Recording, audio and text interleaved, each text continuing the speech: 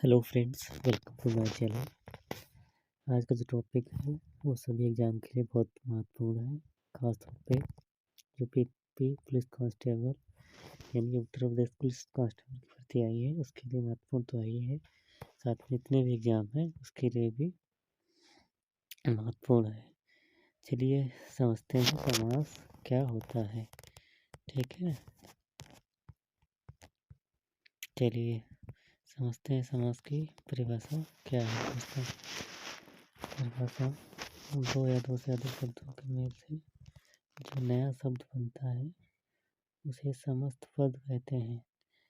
इस मेल की प्रक्रिया को समास कहते हैं। समास होने पर बीच की विविधताओं, शब्दों और इत्यादि अवयवों का लोप हो जाता है। यानी कहने का मतलब है जो बीच में अवयव लगे होते हैं, ठीक है, व्यक्तियों को का सबका क्या हो जाता है, लोप हो जाता है। जैसे गंगा का जल का समास हुआ गंगा जल। ठीक है, समास इस तरह से देख सकते हैं, जो गंगा जल है वो समास है। समास का तात्पर्य दोस्तों होता है, समास का तात्पर्य क्या होता है दोस्तों? समास का तात्पर्य होता है संक्षिप्तीकरण। अगर देखते हैं समस्त पद या पूर्व पद क्या होता है, चलिए समझते हैं। पूर्व पद या उत्तर पद। समास में दो पद होते हैं, पहले पद को पूर्व पद और दूसरे पद को उत्तर पद कहते हैं। जैसे गंगा जल, तो इसमें गंगा जो है वो पूर्व पद है और जल उत्तर पद है। अब देखते हैं समास विग्रह क्या होता है। ये सब चीज़ें समझने के लिए बहुत ज़रूरी है, क्योंकि अगर ये सब चीज़ें हमें पता नहीं होगा तो हम इन सब चीज़ों को नहीं समझ पाएंगे। ठीक है, तो चलिए देखते हैं समास विग्रह क्या होता है। सामसिक शब्दों के बीच के संबंध को स्पष्ट करना समास विग्रह कहलाता है। जैसे राजा का पुत्र यानी राजपुत्र हुआ, तो ये क्या है, समास सामसिक शब्दों के बीच संबंध है, संबंध को दर्शा रहा है। चलिए आगे देखते हैं क्या है समास के भेद या प्रकार। तो समास के प्रकार देखते हैं क्या होता है दोस्तों। तो सबसे पहले देखते हैं समास के भेद। समास के भेद कौन कौन से होते हैं। जिस समास का पहला पद यानी जो पहला जो टॉपिक है वो हमारा है अव्ययी भाव समास। ठीक है, तो वो समझते हैं अव्ययी भाव समास किसे कहते हैं। जिस समास का पहला पद प्रधान हो और वह अव्यय हो उसे अव्ययी भाव समास कहते हैं। जैसे यथा मत या मत के अनुसार, आमरण मृत्यु कर, यथा और आ अव्यय है। चलिए अगला समास देखते हैं दोस्तों। अगला समास जो है हमारा वो है तत्पुरुष समास। चलिए तत्पुरुष समास देखते हैं क्या होता है। तत्पुरुष समास है जिस समास का उत्तर पद प्रधान हो और पूर्व पद गौण हो उसे तत्पुरुष समास कहते हैं। जैसे तुलसी कृत यानी तुलसी द्वारा कृत यानी तुलसी द्वारा अच्छी रचना जो है उसे कहेंगे तुलसी कृत। तो जो कृत्य जो रचना है वो क्या हो गया, उत्तर पद हो गया। पूर्व पद क्या है, तुलसी यानी तुलसी जो रची की जो रचना है वो तुलसी कृत कहलाती है। चलिए देखते हैं अगला समास जो कि है द्वंद्व समास। उसको समझ लेते हैं। द्वंद्व समास क्या होता है। जिस समास के दोनों पद प्रधान हो तथा विग्रह करने पर और या एवं लगता है वह द्वंद्व समास कहलाता है। ठीक है, एक बार फिर देखते हैं। जिस समास के दोनों पद प्रधान हो और समास विग्रह करने पर और अथवा या एवं लगता है वह समास द्वंद्व समास कहलाता है। चलिए अगला देखते हैं। अगला जो प्रकार है वो हमारा है बहुव्रीहि समास। ठीक है, समझते हैं बहुवचन जिस समास के दोनों पद अप्रधान हो, यानी कोई पद प्रधान ना हो और समास पद के अर्थ अतिरिक्त कोई अनेक अर्थ प्रधान हो, उसे बहुव्रीहि समास कहते हैं। कहने का मतलब है जिस पद में कोई पद प्रधान ना हो और उसके अर्थ अतिरिक्त कोई जो अर्थ शब्द बने या जो उसका अर्थ निकले वो प्रधान हो, तो इस प्रकार के समास को बहुव्रीहि समास कहते हैं। चलिए सबसे पहला प्रकार आप देखते हैं जो कि है बहुव्रीहि समास।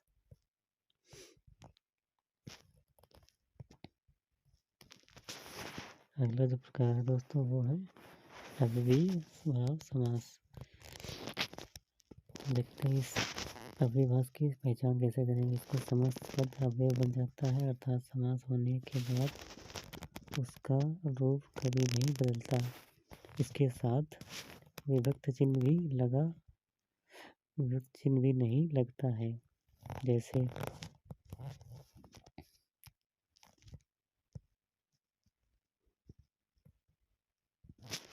आजीवन, इसको बोला जीवन भर।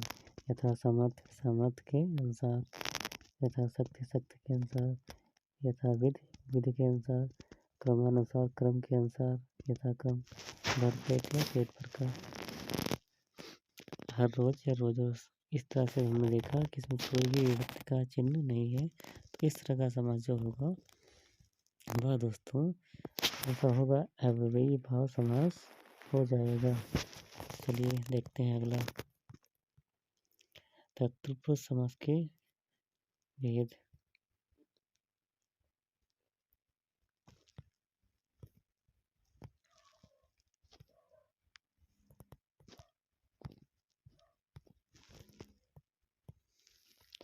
तत्पुरुष समास के प्रकार। विग्रह में जो कारक प्रकट हो उसी कारक वाला वह समास होता है। जैसे तत्पुरुष समास के 6 भेद होते हैं, ठीक है। पहला है कर्म तत्पुरुष,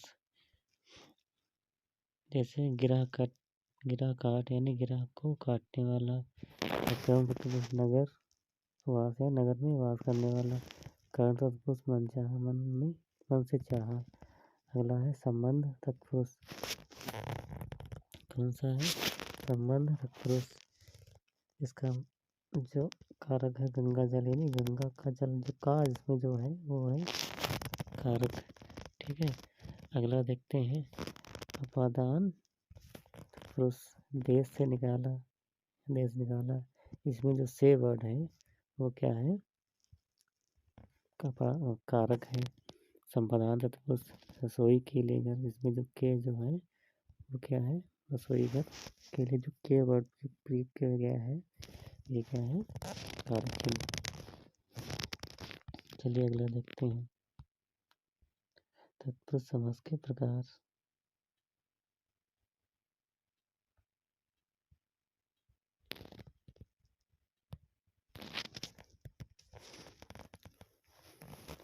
पहला है न तत्पुरुष समास। जिस समास में पहला पद निषेधात्मक हो उसे न तत्पुरुष समास कहते हैं। जैसे समस्त पद और समास विग्रह। देखते हैं अलग अलग वर्ड क्या है। पहला है असभ्य, समास विग्रह करने पर ना सभ्य, ठीक है। फिर है अनादि, जो अनादि। समस्त पद अनंत है असंभव, समास विग्रह। अनंत का नाम यानी इसका अंत ना हो, असंभव, जो ना संभव हो।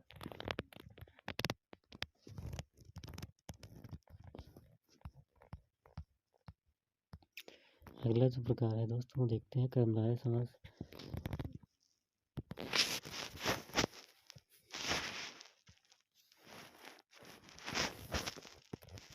इस समास का उत्तर पद प्रधान हो और पूर्व पद व उत्तर पद में विशेषण या विशेष अथवा अपमेय या उपमान का संबंध हो वह कर्मधारय समास कहलाता है।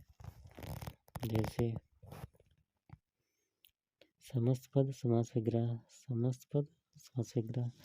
तो समस्त पद क्या है? देह लता, यानी देह रूपी लता, यानी जो देह रूपी लता होगी वो देहलता कहलाएगी। नीला है कमल यानी नीलकमल। सज्जन, सत्य यानी अच्छा, जन जो अच्छा व्यक्ति है उसे सज्जन बोलते हैं। फिर अगला है दही बड़ा। क्या है? दही बड़ा यानी दही में डूबा हुआ। अगला है पीताम्बर यानी पीला एम्बर यानी वस्त्र। नरसिंह, नरों के समान।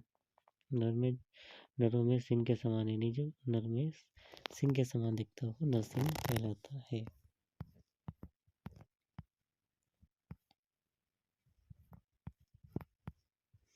अगला दोस्तों देखते हैं, अगला प्रकार जो है वो है द्विगु समास। कौन सा प्रकार है? द्विगु समास। चलिए देखते हैं द्विगु समास की परिभाषा।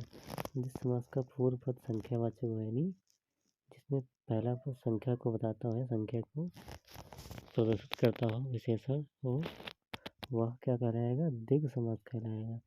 इससे समूह अथवा समाहार का बोध होता है। कहने का मतलब है इसमें कई लोगों सम्मिलित होंगे या कई लोगों का समूह होगा, इसीलिए ये संख्यावाचक समास भी बोला जाता है या द्विगु समास कहते हैं। ठीक है, तो देखते हैं समास। समस्त पद समास विग्रह। समस्त पद है त्रिलोक, समस्त विग्रह है तीनों लोकों का समाहार। नवग्रहों का समूह। नवरात्रियों का समूह। अठन्नी 8 खानों का समूह। 8 खानों का समूह। चलिए अगला देखते हैं, द्वंद्व समास। चलिए द्वंद्व समास समझते हैं क्या होता है।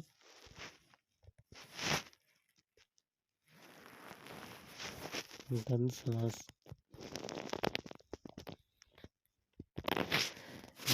जिस समास के दोनों पद प्रधान होते हैं तथा विग्रह करने पर और अथवा या एवं लगता है, यानी कहने का मतलब है जिनको विग्रह करने समास विग्रह करने पर और अथवा या एवं लगता हो वह द्वंद्व समास कहलाता है।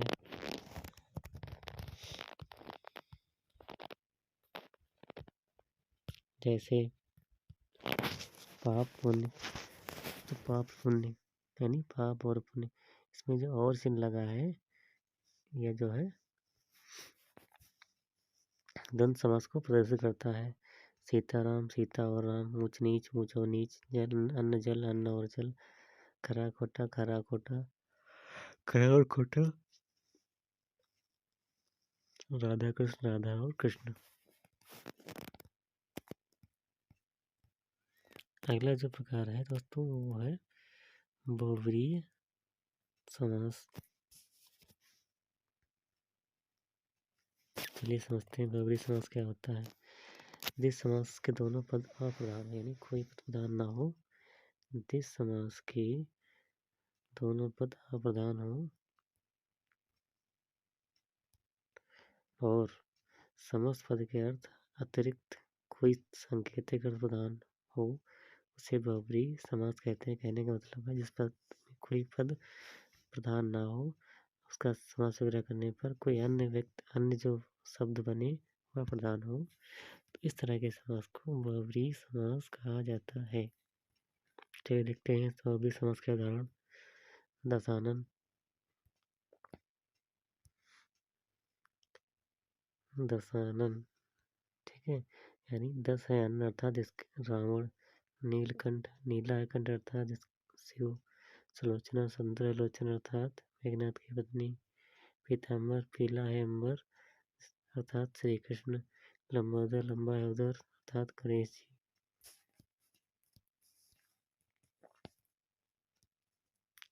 अगला देखते हैं दुरात्मा, बुरी है आत्मा यानी कोई दुष्ट व्यक्ति।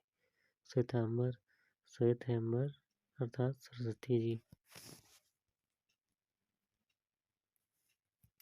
चलिए क्वेश्चन समझते हैं, कर्मधारय समास बहुव्रीहि समास में अंतर। कर्मधारय समास और समास पद का एक दूसरे से का विशेषण होता है। इसमें शब्दार्थ प्रधान होता है, जैसे नीलकंठ, नीला है कंठ। बहुव्रीहि समास पद के दोनों पदों में विशेषण विशेष्य का संबंध नहीं होता है। फिर वह समस्त पद ही किसी अन्य संज्ञादि का विशेषण होता है। इसके साथ ही गौण होता है और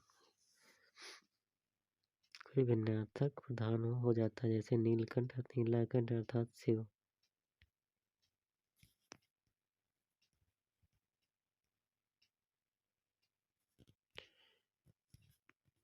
इस तरह से हमने समास के 4 भेद देखे। पहला अव्ययी भाव समास, दूसरा तत्पुरुष समास, तीसरा कर्मधारय समास, चौथा द्वंद्व समास, पांचवा द्वंद्व समास, छठा बहुव्रीहि समास।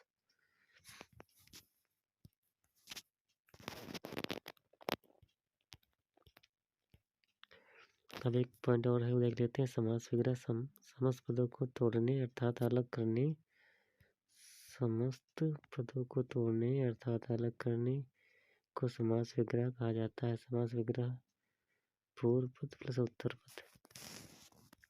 चलिए देखते हैं, कुछ हैंड रिटन नोट्स भी हैं, उनको भी देख ले और समझ लेते हैं।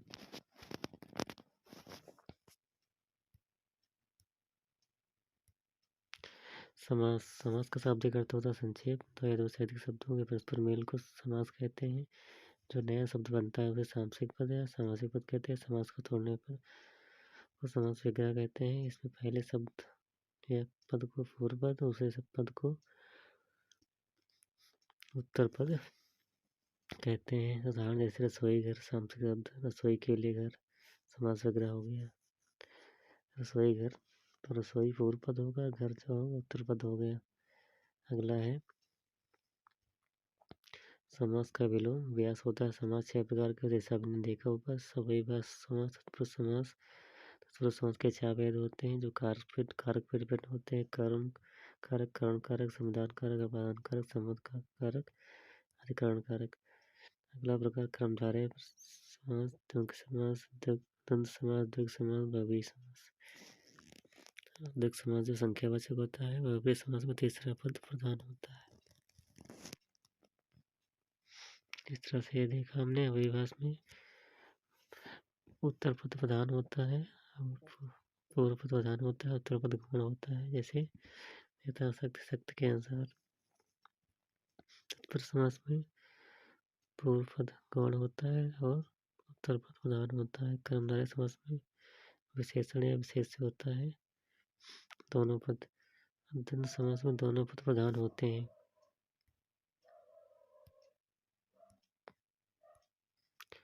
और द्विगु समास क्या होता है? संख्यावाचक होता है। बहुव्रीहि समास दोनों पद गौण होते हैं, तीसरे को इशारा करता है। अर्थ निकलेगा जैसे लंबोदर, लंबा उदर अर्थात गणेशी, जैसे हम देख चुके हैं पहले। अब कुछ उदाहरण देख लेते हैं। अव्ययीभास के समास के उदाहरण। यथाशक्ति शक्ति के अनुसार, यथा विधि के अनुसार, यथा क्रम क्रम के अनुसार, हर रोज रोज रोज, प्रतिदिन प्रत्येक दिन। जो अगला समास है वो तत्पुरुष समास है। जिस समास का उत्तर पद प्रधान हो, पूर्व पद गौण हो, जिसमें कारक विभक्ति पाई जाती है, उसे तत्पुरुष समास कहते हैं। जैसे तुलसी द्वारा कर, तुलसी के द्वारा करते। तत्पुरुष समास के 6 भेद। कारक चिन्हों के आधार पर तत्पुरुष समास के 6 भेद होते हैं। पहला कर्म तत्पुरुष, जिसमें कर्म कारक को होता है। दूसरा है करण तत्पुरुष, करण तत्पुरुष जिसमें कारक से के द्वारा होता है।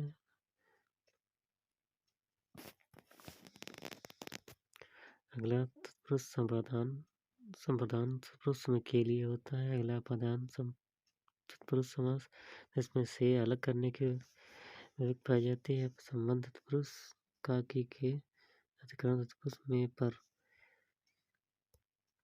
अगला है, पहला है जो है तत्पुरुष समास का पहला भेद कर्म तत्पुरुष।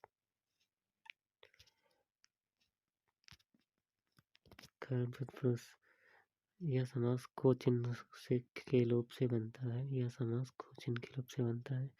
जैसे हस्त गत, हाथ को गत, जाति को जात को गया हुआ, मुंह को तोड़ने वाला, दुखार दुख को हरने वाला, यश प्राप्त यश को प्राप्त, पद प्राप्त पद को प्राप्त, ग्रामगत ग्राम को गया हुआ, स्वर्ग प्राप्त स्वर्ग को प्राप्त, देश गत देश को गत, देशगत या देश को गत।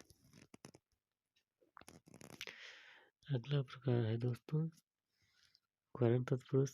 यह समास दो कारक चिन्हों से और के द्वारा लोप से बनता है। पहला है तुलसीकृत यानी से और के द्वारा, तो तुलसी द्वारा कृत यानी तुलसी द्वारा रचित, तो इसमें द्वारा शब्द है, ये क्या है कारण तत्पुरुष का उदाहरण है। अगला है अकाल पीड़ित, अकाल से पीड़ित, इसमें से चिन्ह का लोप हो रहा है। अगला है श्रम साध्य, श्रम से साध्य। फिर देखते हैं कुछ उदाहरण, कष्ट साध्य, कष्ट से साध्य।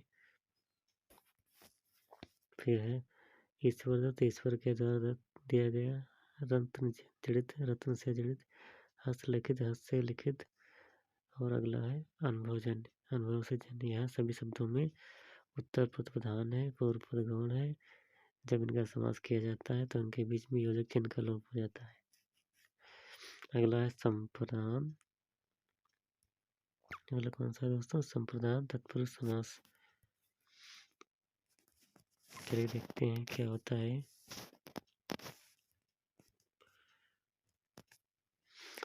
यानी इस समास में कारक चिन्ह के लिए का लोप हो जाता है, यानी इस समास में के लिए कारक चिन्ह होता है।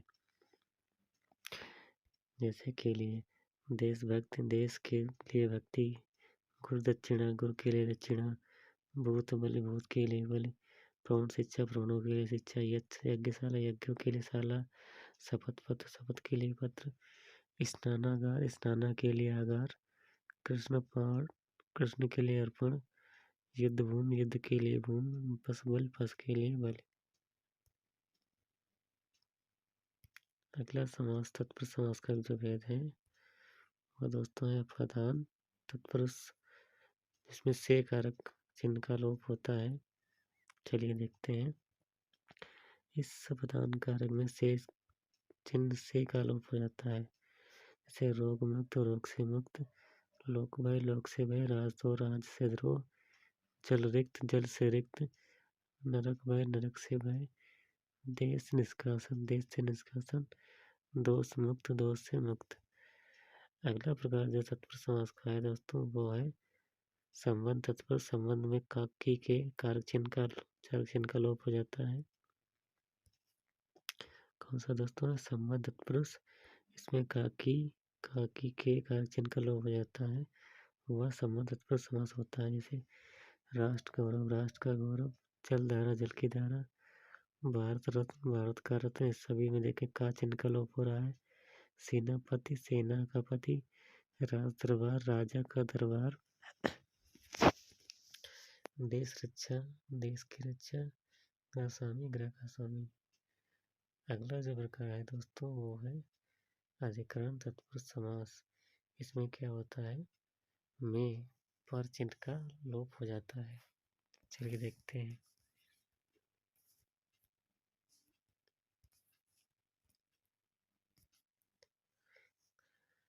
में इस समास में कारक चिन्ह में और पर का लोप हो जाता है। जैसे ग्राम प्रवेश, ग्राम में प्रवेश, पर्वतारोहण, पर्वतारोहण, ग्राम वास, ग्राम में वास, आप बीती, आप पर बीती, जल समाधि, जल में समाधि, नारोत्तम, नारों में उत्तम।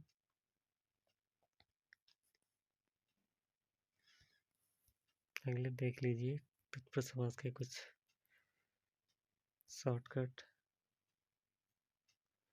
जैसे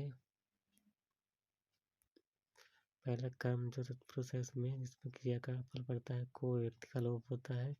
अगला कर्म जिस साधन से क्रिया की गई हो से के द्वारा। अगला जो है संप्रदान, जिसके लिए क्रिया की गई हो, संप्रदान के लिए। अगला अपादान, जिससे पृथकता का भाव या अलग होने का भाव प्रकट हो, से कारक का चिन्ह होता है। अगला है संबंध कारक, जिसके अतिरिक्त अन्य पदों का संबंध हो, काकी के इत्यादि। अगला है अधिकरण, क्रिया करने का स्थान में पर इत्यादि कारक चिन्हों का लोप होता है। अगला दोस्तों देखते हैं द्वंद्व समास। कौन सा है? द्वंद्व समास। चलिए समझते हैं द्वंद्व समास क्या होता है। जिस समास के दोनों पद प्रधान हो विग्रह करने पर और अथवा या एवं लगता है द्वंद्व समास कहलाता है। जैसे पाप और पुण्य, सीताराम पिता और राम। इसमें और से इनका लोप हो रहा है। राधा और कृष्ण, राधा और कृष्ण,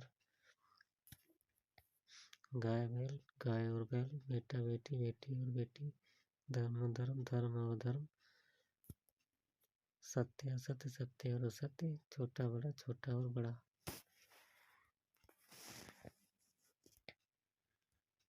अगला प्रकार देखते हैं दोस्तों द्वंद्व समास या द्वंद्व समास। इससे संख्यावाचक समास भी बोला जाता है। चलिए समझते हैं क्या होता है। जिस समास में पूर्व पद क्या हो, संख्यावाचक हो, विशेषण हो, द्वंद्व समास कहलाता है। इससे समूह समाहार का बोध होता है। जैसे नौ ग्रहों का समूह, 3 लोगों का आहार, शताब्दी 100 वर्षों का समूह, त्र्यंबकेश्वर यानी 3 लोगों का ईश्वर। ठीक है, इसमें देखो त्रि शब्द का प्रयोग किया जा रहा है। पंचवटी, इसमें पंच यानी 5 वटों का समाहार, पसेरी 5 सरों का समाहार। चलिए देखते हैं अगला समास हमारा जो है वो है बहुव्रीहि समास। इसको देखते हैं। जिस समास में दोनों पद प्रधान हो, दोनों पद में निकल तीसरे पद की विशेषता बताएं, तो इस तरह के समास को क्या कहेंगे, बहुव्रीहि समास कहते हैं। जैसे दशयानन अर्थात रावण, सुलोचना सुंदर है लोचन अर्थात मेघनाथ की पत्नी, पीला है अंबर अर्थात पीताम्बर अर्थात श्री कृष्ण, लंबोदर अर्थात गणेश जी, आत्मा यानी बुरी आत्मा अर्थात दुष्ट। इस तरह से दोस्तों हमने सभी समास देखे। मैं आशा करता हूँ आपको ये क्लास अच्छी लगी होगी। बाकी कुछ उदाहरण है, आप ये देख लीजिए, स्क्रीनशॉट ले लीजिए, इसके माध्यम से समझ लीजिएगा। अगर आप लोगों को ये PDF चाहिए तो भी मिल जाएगी।